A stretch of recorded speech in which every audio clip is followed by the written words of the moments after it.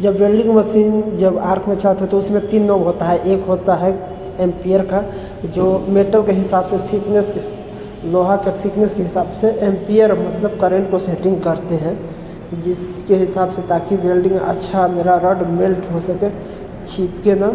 और दूसरा होता है हॉट स्टार्ट। हॉट स्टार्ट इसलिए होता है ताकि वेल्डिंग जब करे तो स्टार्टिंग पॉइंट पे मेरा करंट हाई देता है। जितना हॉट स्टार्ट बढ़ाएंगे उतना हमको स्टार्टिंग पॉइंट में करंट हाई देगा, उसके बाद ऑटोमेटिक कम हो जाएगा। जितना हमारा करंट सेट रहता है उतना पे हो जाएगा। हॉट स्टार्ट इसीलिए दिया हुआ आता है ताकि आप जब वेल्डिंग स्टार्ट करें कहीं भी, होल्डर जब स्टार्ट करते हैं तो उसमें हाई करंट देता है, उसके बाद फिर कम होता है।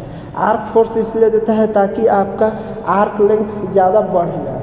जो रॉड थोड़ा सा हटा के चलाता है, उसके बाद फिर दूरी से रॉड जलाना है हटा के, तो उसके लिए आर्क लेंथ बढ़ जाता है। जितना आर्क फोर्स बढ़ाएंगे उतना ही आर्क लेंथ बढ़ जाता है। आर्क लेंथ इसलिए बढ़ाया है ताकि मेटल को कटिंग करना हो या रस्ट को क्लियर करना हो, तो मतलब जो गंदा मेटल होता है उसके लिए हम लोग आर्क फोर्स का यूज करते हैं। आर्क फोर्स ज़्यादा बढ़ाएंगे तो करंट कम लगता है, ऐसा लगता है। उसके बाद ये हो गया 4 डिफेक्ट होता है वेल्डिंग में। क्वालिटी इस टाइप का होता है, स्पैटर वगैरह ये चीज़। जब ये सब सेटिंग हो जाएगा तीनों, तो उसके बाद वेल्डिंग अच्छा से मस्त इस टाइप का मस्त वेल्डिंग होगा। इसलिए बहुत ज़रूरी है हमें समझना ये तीनों, करेंट, आर्क फोर्स और हॉट स्टार्ट बहुत बेसिक तरीक़ा से समझना है, और किस तरीक़ा से कैसे सेट होता है ये चीज़ जानना ज़रूरी है। यह है वेल्डिंग मूवमेंट का थ्योरी। इसके हिसाब से वेल्डिंग को इस तरीक़ा से मूव करना है ताकि रूट अच्छा निकले और ना जॉब कटे भी ना। भी ग्रुप में है तो उसको अच्छा से वेल्डिंग करते जाना है ताकि पोरोसिटी हॉल ना आए, स्पैटर ना है।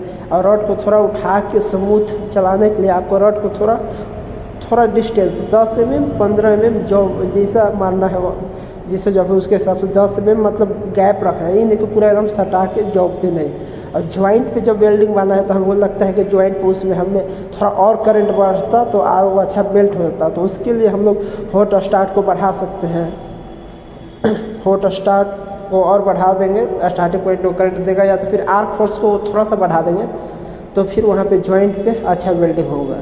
इस तरीक़ा से वेल्डिंग, मल्टी लेयर वेल्डिंग के भी लिए बहुत अच्छा आपको करंट सेटिंग करना मेन ज़रूरी है। अब आगे कि किस टाइप का ख़राब वेल्डिंग होता है और क्यों अच्छा वेल्डिंग होता है। जब करंट सही होगा तो आपका वेल्डिंग इस टाइप का लेफ्ट साइड में जैसा है अच्छा वेल्डिंग होगा। राइट साइड में देखिए हाईलाइट किए हैं जो कि ये वेल्डिंग सही नहीं हुआ है। तो करंट सही रहेगा तो कोई भी अच्छा वेल्डिंग मार लेगा। मशीन में ये तीनों सेटिंग करने आना चाहिए जो पहले बदलाए थे, जिससे कि आपका करंट अच्छा होगा। और आगे एक और बता रहा हूँ, वहाँ पे आपका जब देखिए एक तरफ करंट अच्छा सही है, सेम ही वेल्डिंग मशीन से मारा है। करंट जब सही रहेगा तो आपका एक तरफ राइट साइड में देखिए अच्छा वेल्डिंग आया है और लेफ्ट साइड में अच्छा वेल्डिंग नहीं हुआ है यहाँ पे। तो इस तरीक़े से बहुत ज़रूरी है कि मशीन का करंट अच्छा से सेटिंग करना चाहिए, चाहे स्मूथ चले और रॉड को प्रॉपर आती पोजीशन में सही कौन पोजीशन में मारना है वो चीज़ पता होना चाहिए। और रॉड को थोड़ा सा जॉब से हटा करके, ताकि इस तरीक़ा से फिनिशिंग कहीं भी कोई भी जॉब में आप 45 या कोई भी 2G 3G 5G ये कोई भी पोजीशन में आप इस तरीक़ा से बेस्ट तरीक़ा से वेल्डिंग मार सकते हैं। इसके लिए ज़रूरी है कि आपको अच्छा करंट सेटिंग करें। हॉट स्टार्ट या आर्क फोर्स, करंट, ये तीनों सेटिंग अच्छा से कर लें। रूट मारने के लिए कुछ और होता है, फिलअप के लिए कुछ और होता है, कैपिंग के लिए कुछ और होता है करंट। ये सब आपको अपने जॉब के हिसाब से और मेटल के थिकनेस के हिसाब से और रॉड के हिसाब से ये सारे चीज़ें सेटिंग किया जाता है वेल्डिंग मारने के लिए।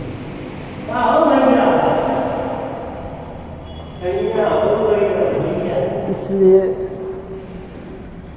आपको मैं ये चीज़ क्लियर कर दे रहा हूँ था कि आप भी कुछ